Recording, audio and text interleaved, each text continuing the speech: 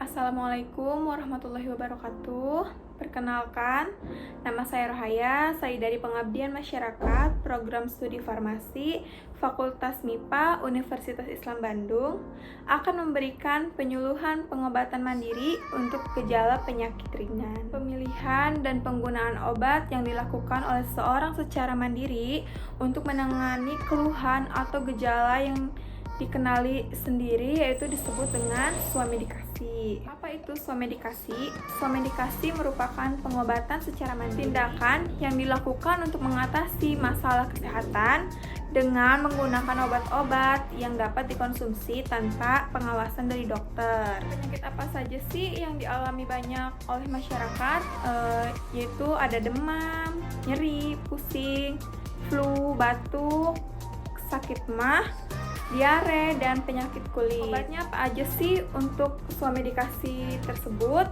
Ada obat bebas yang dapat diperoleh dari apotek, toko obat, dan supermarket lainnya yang menyediakan obat. Hal apa saja yang harus bapak-bapak dan ibu-ibu perhatikan untuk melakukan swamedikasi? Yang pertama, mengenali kondisi tubuh kita, mengenali gejala penyakit yang dirasakan, mengetahui obat-obat yang boleh dilakukan untuk swamedikasi. Meneliti obat yang akan dibeli, dibaca dengan baik informasi yang didapatkan di kemasan, terutama untuk aturan pakai, expired date, perhatian dan peringatan pada obat tersebut, mengetahui efek samping dan indikasi dari obat tersebut, mengetahui cara pakai obat yang baik dan benar. Swamedikasi yang bertanggung jawab yaitu dengan menggunakan obat bebas atau obat bebas terbatas sesuai dengan keluhan yang kita rasakan, mengikuti informasi yang tertera pada kemasan atau diberikan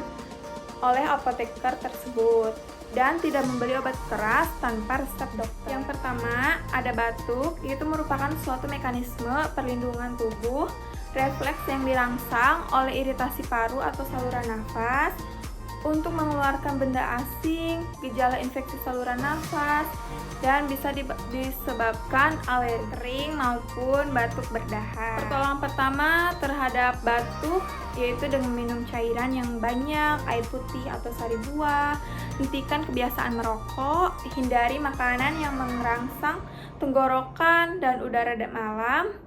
Madu dan tablet hisap pelega tenggorokan dapat menolong meringankan iritasi tenggorokan dan dapat membantu mencegah batuk. Hirup uap air panas dari semangkuk air panas untuk mencairkan sekresi saluran nafas yang kental supaya mudah dikeluarkan. Bisa juga dengan meminum obat batuk yang sesuai. Adapun obat batuk berdahak yaitu ada guaifenesin untuk memudahkan pengeluaran dahak, bromheksin untuk mukolitik untuk mengencerkan dahak, dan untuk obat batuk keringnya ada dextrometorphan untuk menekan pusat batuk di saraf pusat, diphenhydramin HCl untuk anti alergi. Ada flu yaitu infeksi saluran pernafasan terutama akibat virus sistem imun. Flu itu memiliki gejala demam, sakit kepala, nyeri otot, mata berair, batuk, bersin, hidung berair, dan sakit tenggorokan. Bisa diawali dengan istirahat, minum air putih yang cukup, buah, vitamin C, obat flu untuk menangani gejala bila diperlukan. Obat flu yang kombinasi itu ada CTM untuk antihistamin mengurangi produksi lendir. Yang kedua ada penilpropanolamin, itu tuh untuk melegakan hidung tersumbat.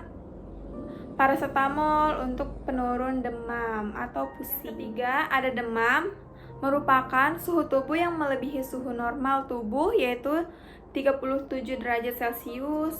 Demam itu merupakan gejala penyakit, bisa disebabkan oleh dehidrasi, inflamasi atau radang, infeksi atau cedera otak, bagian dari sistem pertahanan tubuh. Penanganan pertama terhadap demam itu minum air putih yang banyak, mengenakan pakaian yang tipis, kompres atau berendam di air hangat, Periksa suhu tubuh setiap 4 jam sekali. Obat penurun panas diperlukan apabila suhu melebihi 39 derajat Celcius pun telah melakukan penanganan lain. Bila demam tidak turun setelah diberikan paracetamol, terdapat kejang-kejang berlangsung lama lebih dari 2 hari, ruam kulit, gejala infeksi lain, maka harus diperiksa ke dokter. Sendiri juga dapat disebabkan oleh rangsangan pada saraf akibat gangguan pada bagian tubuh, trauma, luka, infeksi, dan radang. Radang merupakan respon imun tubuh akibat iritasi, kerusakan jaringan, untuk melokalisasikan kerusakan, penghilangan penyebab dan memperbaiki jaringan yang rusak. Gejalanya bisa merah, panas, dan bengkak. Pertolongan pertama untuk mengatasi bengkak yaitu dengan cara mengompres memakai batu es. Obat demam, nyeri, dan radang bisa terdapat pada satu obat yang sama karena bekerja pada target yang sama, seperti antipiretik untuk penurun demam, analgetik untuk anti nyeri, dan antiinflamasi untuk anti peradangan. Obat-obat tersebut ada paracetamol, contohnya Panadol, Tempra, Sanmol, ada aspirin, contohnya Insana dan Borexin, ada ibuprofen bila demam tidak turun setelah pemberian paracetamol tadi, atau untuk nyeri dan radang. Yang harus digunakan setelah makan karena efek samping ke lambung, kecuali paracetamol. Ada diare. Diare merupakan buang air besar dalam bentuk cair lebih dari 3 kali dalam sehari.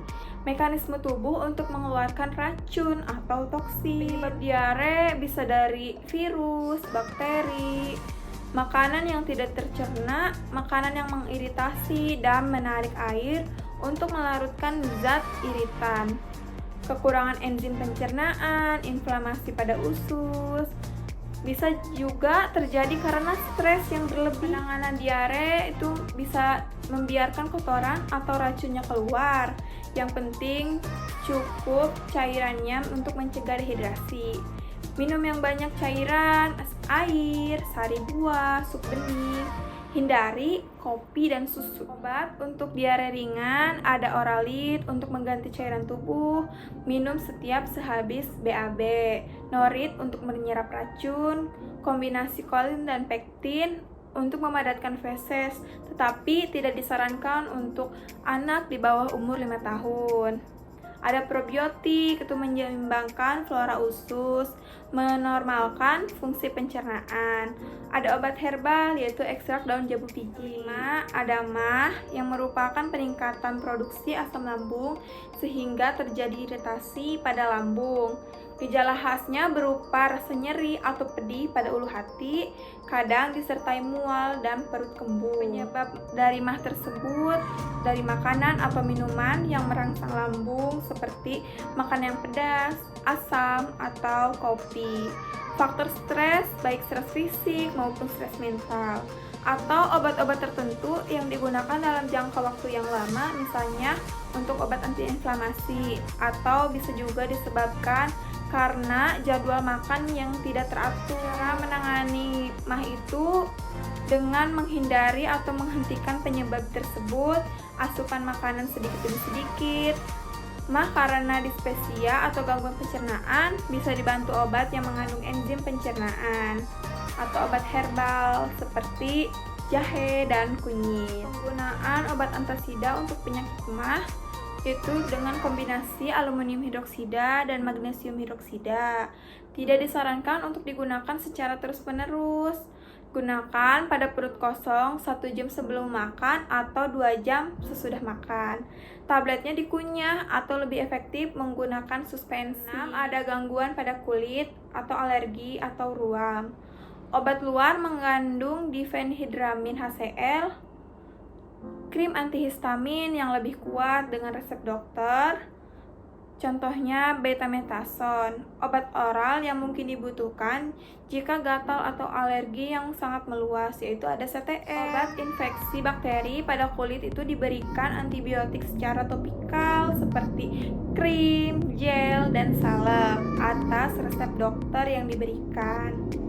Contohnya ada kloramfenikol, gentamicin, air ada vitamin dan mineral yang sangat diperlukan untuk kesehatan tubuh kita, berperan penting dalam proses pertumbuhan dan metabolisme tubuh. Energinya tuh berasal dari karbohidrat, lemak, dan protein yang kita konsumsi. Tapi tanpa vitamin dan mineral, ketiganya sulit diubah menjadi energi. Vitamin dan mineral yang kita konsumsi pada sayuran dan buah-buahan juga bisa hilang seketika yang diolah. Maka harus mengkonsumsi suplemen vitamin dan mineral untuk memenuhi kebutuhan nutrisi setiap hari. Dari vitamin dan mineral yaitu ada vitamin B, vitamin C, zinc, zat besi, dan kalsium. Sekian penyuluhan dari saya. Terima kasih atas perhatian Bapak dan Ibu. Bermanfaat bagi Bapak dan Ibu, dan bisa Bapak-bapak dan Ibu-ibu suami dikasih sendiri terhadap orang sekitar. Assalamualaikum warahmatullahi wabarakatuh.